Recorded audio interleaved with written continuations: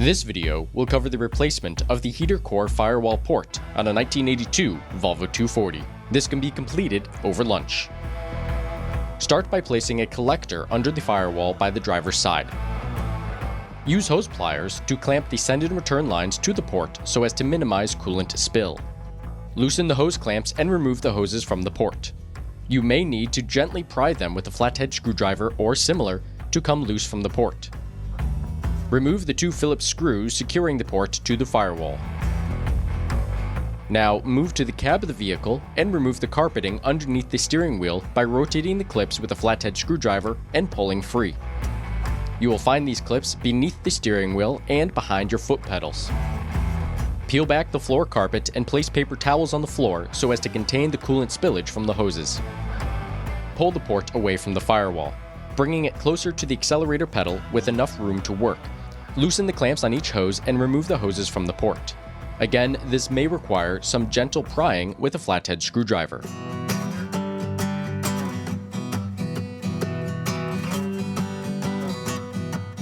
Once removed, compare the old port with your new stainless steel port. Of the two ports I replaced, one looked like the arteries of a Scotsman living above a Chinese restaurant, and the other had a hole where it was leaking coolant into my cab. Reapply the rubber pad so that it sits in between the firewall and the port. Reconnect your hoses and secure the clamps.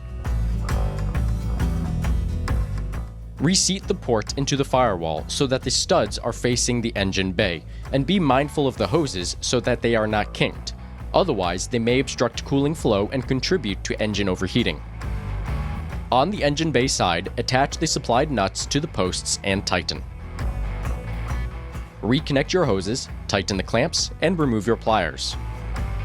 Refill your coolant reservoir and bleed the system of any air pockets. The simple way of doing this on the B230F is by leaving the cap off your reservoir and turning on the blower motor and heat.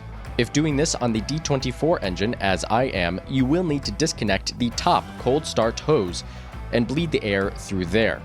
Top off the reservoir as needed, and after the car has been idling at operating temperature for a time, turn it off and resecure your reservoir cap. After that, you're all done. Enjoy your Volvo 240.